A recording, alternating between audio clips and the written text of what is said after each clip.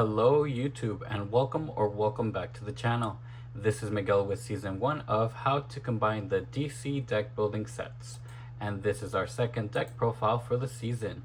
In this episode we'll be covering Heroes Unite. The oversized characters in this set include Nightwing, Batgirl, Booster Gold, Hawkman, Shazam, Black Canary, Red Tornado, and Starfire. The supervillain stack includes Vandal Savage, Mr. Freeze, Graves, Ha-El, Amazo, Hellspawn, Arkilo, Hector Hammond, Black Adam, Mongol, Trigon, and Necron. For the theme of the main deck, we're going to focus on the supporting members of the Justice League. For availability, we're pulling from the original set and Heroes Unite. For consistency, the main deck will be at 110 cards with 30 heroes, villains, equipment, and 15 superpowers with 5 locations. And now, the deck profile.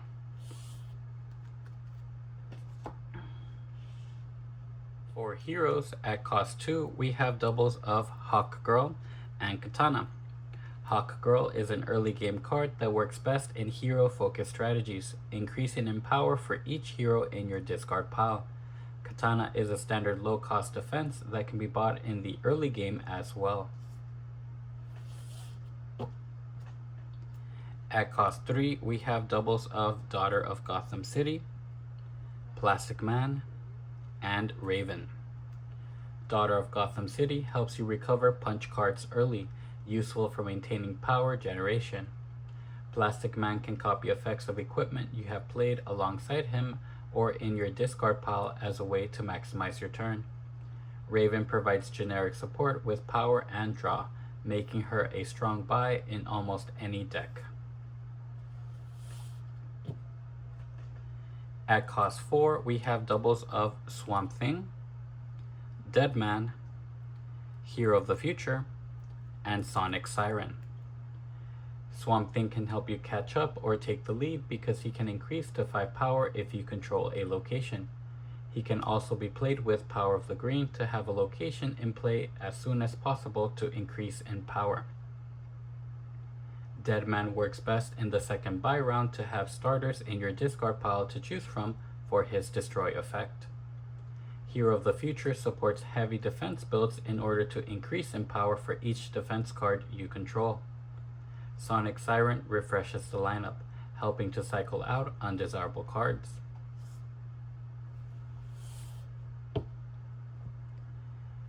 At cost 5, we have single copies of Crimson Whirlwind, Wonder of the Night, with doubles of Saint Walker and Superboy. Crimson Whirlwind sets up your discard pile by putting your deck there as well to support recovery options and effects that rely on cards being in the discard pile like Hawkgirl and Manhunter.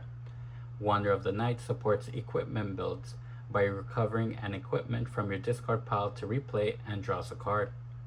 Saint Walker supports players with a high hero count in the endgame, serving as an additional VP for each different hero in your deck. Superboy supports superpower builds by recovering a superpower from your discard pile to replay.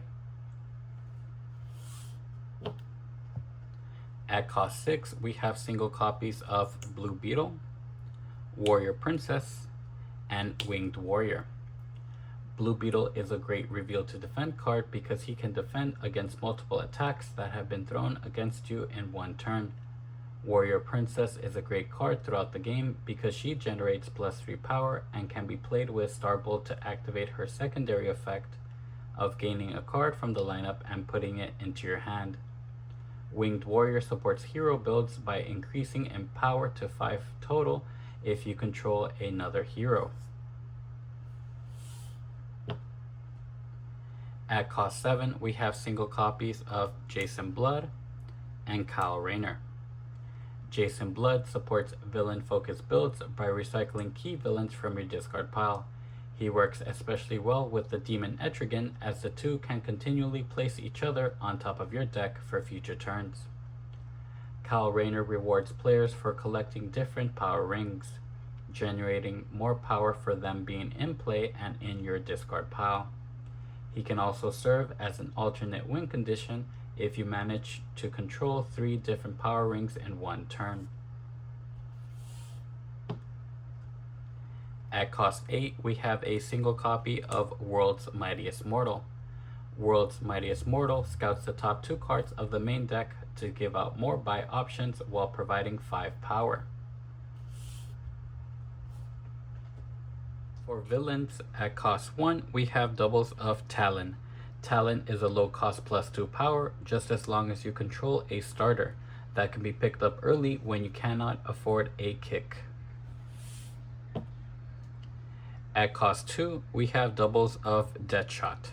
Deadshot is an early game attack that can discard the top card of foes' decks, making him a strong source of early game pressure. At cost 3, we have doubles of Poison Ivy, Jervis Tetch, with 6 copies of Manhunter. Poison Ivy can disrupt opponents by giving them weaknesses to players who discard cost 1 or higher cards from the top of their deck, making her a strong source of early game pressure. Jervis Tetch is an early game utility card that can discard or destroy unwanted cards from the top of your deck.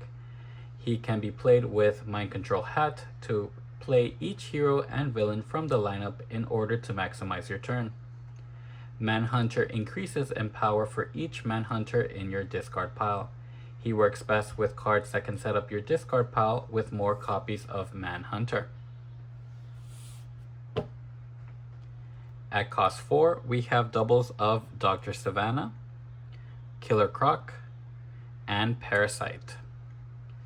Dr. Savannah supports superpower builds by setting up your next draw with a superpower from your discard pile. Killer Croc supports villain builds by increasing to 3 power if you control another villain. Parasite can depower foes with his attack, exchanging a card with cost 3 or greater with a punch card from their discard pile. At cost 5, we have doubles of Granny Goodness and Red Lantern Corps. Granny Goodness extends your turns by letting you play a villain or hero from the lineup, even though you can't buy it afterward. Red Lantern Corps helps improve deck consistency by removing unwanted cards from your hand before they cycle back into your deck. At cost 6, we have doubles of Brother Blood and Black Lantern Corps. Brother Blood provides generic support with +4 power, making him a strong buy in almost any deck. Black Lantern Corps is a strong attack card that can dish out weaknesses and draws a card if one or more foes does not gain a weakness. At cost 7, we have single copies of the Demon Etrigan and Larfleeze. The Demon Etrigan supports hero-focused builds by recycling key heroes from your discard pile. He works especially well with Jason Blood, as the two can continually place each other on top of their deck for future turns. Larfleeze supports players with a high card count, serving as an endgame card to turn every 7 cards into 1 VP when counting victory points. For equipment at cost 2, we have doubles of Batarang and Legion Flight Ring. Batarang is a low-cost +2 power that can be picked up early when you cannot afford a kick. Legion Flight Ring provides generic draw support, making it a strong buy in almost any deck. At cost 3, we have doubles of Power Ring, Nth Metal, and Helmet of Fate. Power Ring provides generic support with +3 power, especially in the mid to late game where you have less starters in your deck. In Heroes Unite, it can be played with Kyle Rayner to serve as one of the different power rings needed for his win condition, but only 1 copy. 2 copies of Power Ring only count as 1 different power ring in name. Nth Metal helps improve deck consistency by removing unwanted cards from the top of your deck before they go into your hand. Helmet of Fate can mulligan undesirable cards when defending, making you draw a card for each one discarded minus itself. At cost 4, we have doubles of the Cape and Cowl, Green Arrow's Bow, Skeets, and Soul Taker Sword. The Cape and Cowl is a standard defense card that can refill your hand by 2 when you avoid an attack.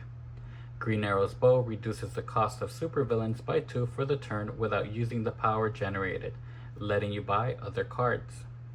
Skeet supports hero builds as it can put heroes on top of your deck or into your hand when defending. Soul Taker Sword helps improve deck consistency by removing unwanted cards from your hand before they cycle back into your deck.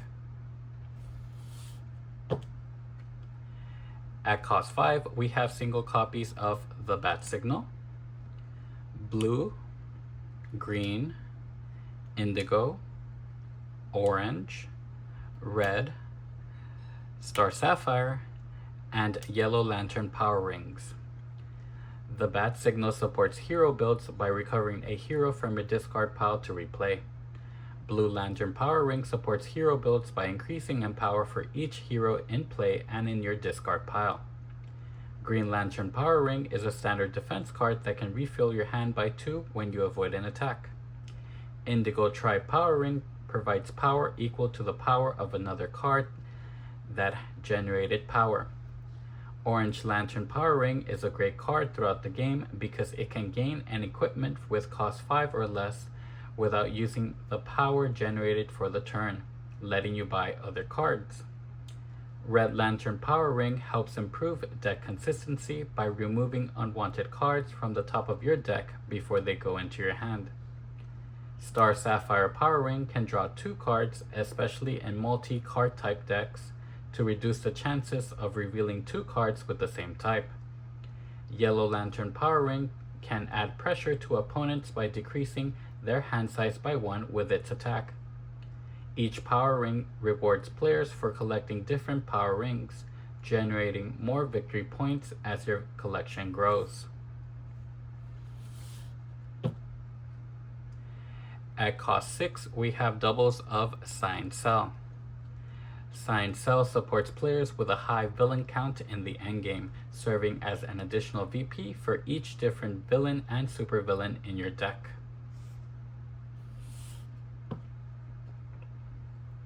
At cost 7, we have single copies of Mind Control Hat and White Lantern Power Battery. Mind Control Hat has the standard draw 2 cards plus attack that can discard a random card from each foe. It can also be played with Jervis Tetch to play all heroes and villains from the lineup in order to maximize your turn.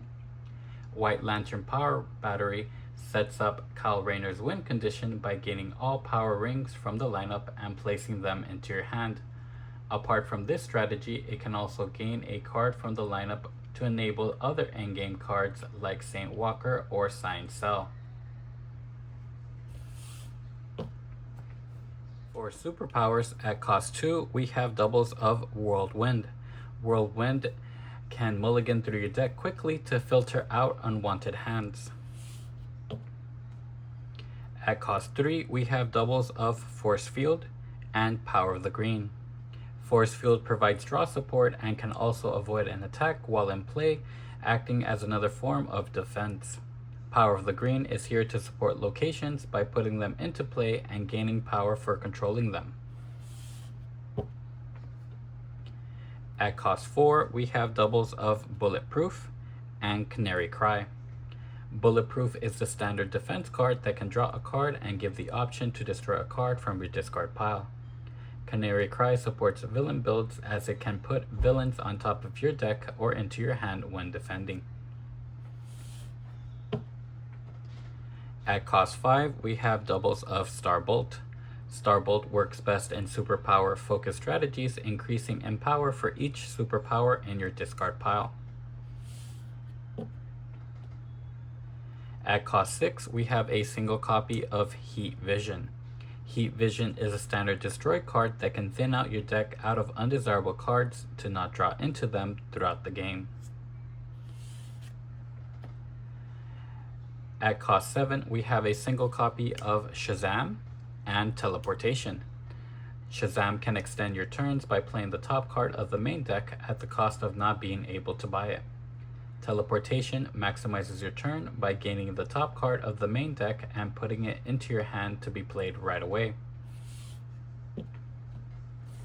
For locations, at cost 5, we have Oa, New Genesis, Apocalypse, Gotham City, and Metropolis. Oa is a draw engine for the mid to late game where supervillains cost 10 or greater. New Genesis, Apocalypse, Gotham City, and Metropolis are draw engines for their respective card type. They are asking for hero, villain, equipment, or superpower, and can filter unwanted cards if they don't reveal the respective card type. In closing, that's one way to combine the DC deck building sets. Remember, there's no single correct way to build your main deck. These videos are here to inspire ideas and start conversations. What would you change? What's your favorite comic storyline in DC Comics? Let me know in the comments. Don't forget to like, subscribe, share, all the YouTube things. I'll see you on the next one.